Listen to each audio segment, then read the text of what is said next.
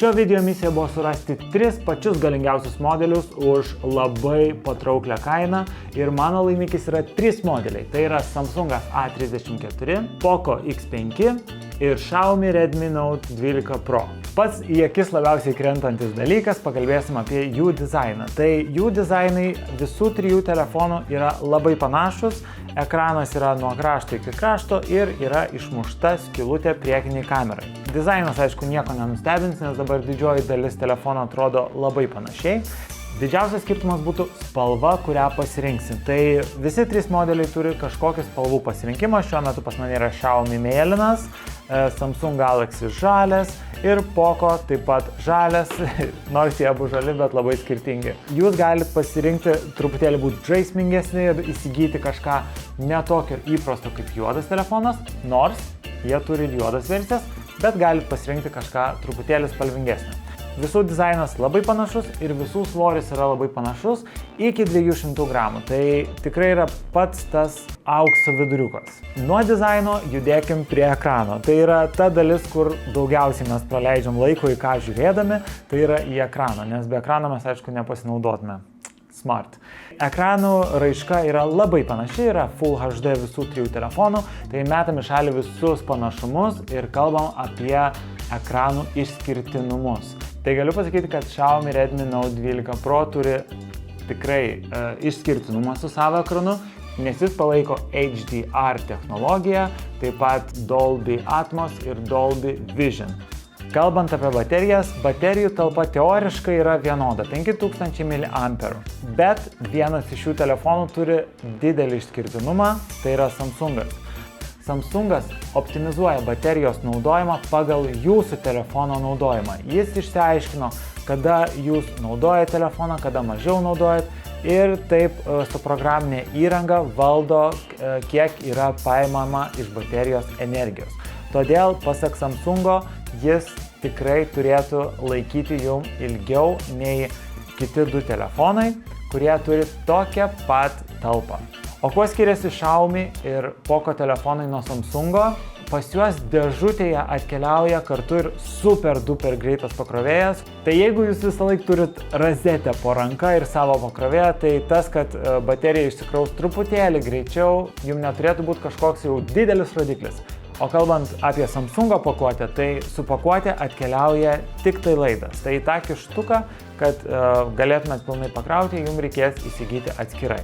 Ir ką dar turi Xiaomi ir Poco telefonų savo pakuotėse, ko, man atrodo, nei vienas kitas gamintojas neturi, tai yra silikoninis dėkliukas. Su kiekviena pakuotė atkeliauja tam telefonui skirtas silikoninis dėkliukas, tai jūs galite tiesiog iš karto užsidėti ir iš karto būti ramus dėl apsaugos. Bet aišku, aš visą laiką rekomenduoju užsiklijuoti papildomą ekrano apsaugą, tai yra stikliukas, ir mobili prekyba ekspertai visą laiką tą padarys nemokamai ir jeigu dar kažkokių reikės aksesuarų, kaip powerbankas ar dar kažkas, tai visą laiką rekomenduos ir padės išsirinkti, kas jums yra reikalingiausias. Tikrai nieko nebestebina, kad telefonai jau turi ne po 1 kamerą, ne po 2 kameras, po 3 ir gal net daugiau. Jeigu jūsų prioritetas yra kamera, tai aš jums truputėlį pasidalinsiu savo nuomonę, kurį telefoną aš rekomenduočiau. Telefonuose yra tos pačios pagrindinė kamera, labai plati ir makro kamera. Šiuo atveju Xiaomi telefonas pikselių prasme turi daugiau pikselių, tai yra 108 megapikselius, čia iš tikrųjų labai didelis kiekis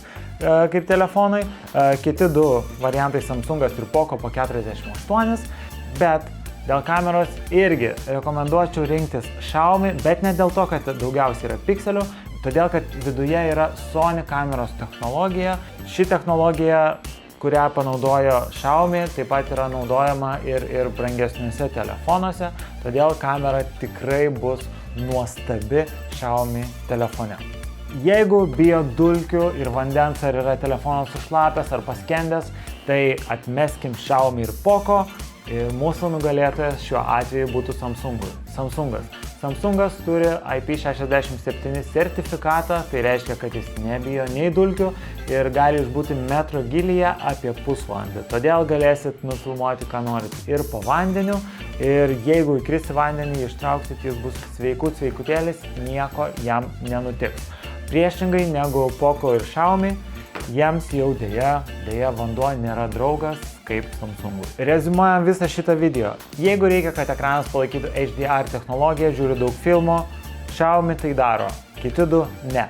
Jeigu reikia baterijos, kuri pasak gamintojo gali atlaikyti 2 dienas, tai Samsungas jūsų pasirinkimas, nes jame yra programinė įranga suprogramuota taip, kad ji tausotų jūsų baterijos resursus. Žinoma, jeigu norit greito pakrovimo ir visą laiką reikia truputėlį pakrauti ir tada varyti kažkur, Poco Xiaomi turi super duper galingą pakrovėją, kuris yra įdėtas į dėžutę ir galėsit jūs greitai pasikrauti savo telefoną ir taip pat dėžutėje dar yra ir po silikoninį dėkliuką. Dėl kameros rekomenduočiau Xiaomi, nes viduje yra Sony sensorius, o jei bijo dulkių, vandens, Samsungas. Tikiuosi, kad šitas video jums padėjo apsispręsti pasirenkant telefoną. Jeigu jums vis tiek sunku apsispręsti, būtinai užsukite mobili prekybos salonus, nes mobili prekyba specializuojasi telefonuose ir jų aksesuaruose jau 21 metus, todėl konsultantai tikrai žino, ką rekomenduoja. Nuorodos į visus telefonus yra aprašyme ir kad nepraleistumėt jokios naujienos, būtinai paspauskit prenumeruoti ir varpelį. Jeigu jūsų pasirinkimas yra Poco telefonas, tai būtinai spauskit ant video ir aš ten padarysiu daug gilesnę apžvalgą apie Poco X5 ir Poco X5 Pro telefonus.